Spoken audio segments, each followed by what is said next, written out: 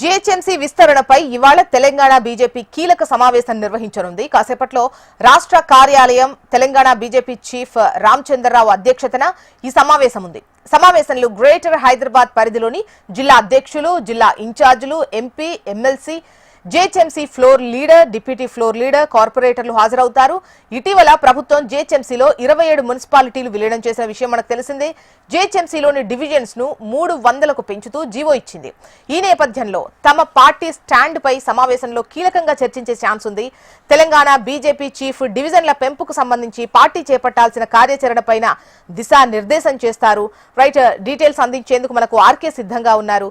RK, చూసిన ఏదైతే GHMC greater Hyderabad లో 27 మున్సిపాలిటీలను కలుపుతున్నారో దీనికి సంబంధించి ఇప్పటికే కార్యాచరణ ప్రకటించాలని ముందు అనుకున్నప్పటికీ కొన్ని అనివార్య కారణాల వల్ల దానికి సంబంధించిన కార్యాచరణ ముందుకు వెళ్ళలేదు. దానికి సంబంధించి ఇప్పుడు ఏదైతే జిహెచ్ఎంసీలో 27 మున్సిపాలిటీలను కలపడంతో పాటు దాన్ని గ్రేటర్ హైదరాబాద్ నుంచి గ్రేటర్ హైదరాబాద్ గా ఏదైతే రూపాంతరితో దీని వల్ల వచ్చే ఇబ్బందులు ఏంటి, కలపడం వల్ల డివిజన్ల వల్ల ప్రాబ్లం ఏమిటి వస్తుంది, దానికి సంబంధించి ఇవాళ మధ్యాహ్నం 12 గంటలకు రామచంద్రరావు అధ్యక్షతన గ్రేటర్ హైదరాబాద్ పరిధిలోని ఎమ్మెల్యేలు, ఎమ్మెల్సీలతో పాటు ఏదైతే కార్పొరేటర్లు ఉన్నో వాళ్ళందరికీ సమక్షంలో అదే 8 జిల్లాల్లో బీజేపీ హైదరాబాద్ జిల్లాకు సంబంధించిన 8 జిల్లాల నేతలు గేవడ పరిధిలో వస్తారు. జిల్లా అధ్యక్షులు, ఇన్ఛార్జీలు, కార్పొరేటర్లు, ఫ్లోర్ లీడర్ ఎవరైతే జీహెచ్ఎంసీ ఫ్లోర్ లీడర్ ఉన్నారో కార్పొరేటర్లు వీరందరితో సమావేశం కానున్నారు. ఈ సమావేశంలో ప్రధానంగా ఏదైతే జీహెచ్ఎంసీలో ఇప్పటి వరకు 150 డివిజన్లు ఉన్నాయి. ఈ 150 డివిజన్లను 300 డివిజన్లు ఇచ్చారు. 300 డివిజన్లు చేయడం వల్ల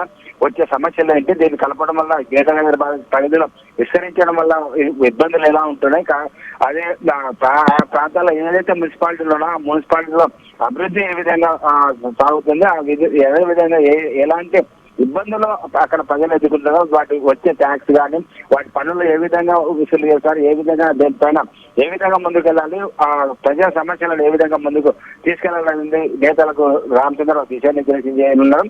అదేవిధంగా ఏదైతే 150 డివిజన్లలో 300 చేయడం వల్ల దీనిని హైదరాబాద్ ఏదైతే ఇప్పటికే చార్మినార్ ఓల్డ్ పాత బస్తీని ఎంఐఎం పార్టీకి అప్పచెప్పారు.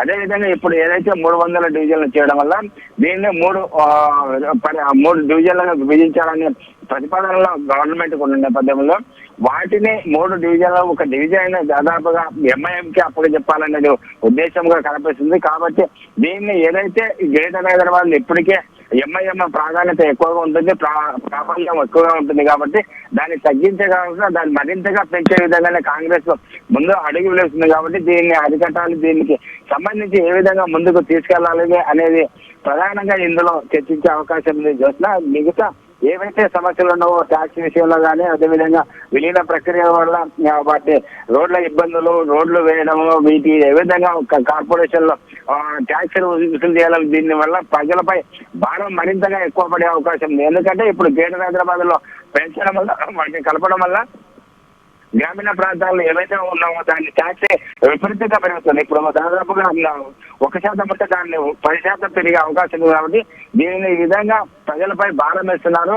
దీన్ని ఏదైతే మున్సిపాలిటీ ఉన్నావో గ్రామ పంచాయతీలలో వాటిని డెవలప్ చేయకుండా డైరెక్ట్ గా గ్రేటర్ హైదరాబాద్ లో కలపడం వల్ల చాలా ఇబ్బందులు వస్తున్నాయి. కాబట్టి దీనిని ఏ విధంగా ప్రజలు ముందుకు వెళ్ళాలి, అదేవిధంగా దీనికి సంబంధించి ఏ విధంగా కార్యాచరణ గ్రేటర్ హైదరాబాద్ పరిధిలో ఉన్న నేతలతో చర్చించి దానికి సంబంధించి త్వరలోనే కార్యాచరణ ప్రకటించి దానికి ముందుకెళ్లేందుకు ఇవాళ గ్రేటర్ హైదరాబాద్ నేతలు అందరితో రామచంద్రరావు సమావేశం అనంతరం ఆయన ఏ విధంగా దీనికి సంబంధించిన ముందుకెళ్లాలనేది ఒక దిశానిర్దేశంతో పాటు దానికి సంబంధించిన ప్రణాళిక ప్రజా సమస్యల ముందుకు వెళ్లే ప్రణాళికతో ముందుకున్నారని తెలుసుకుని చూసిన.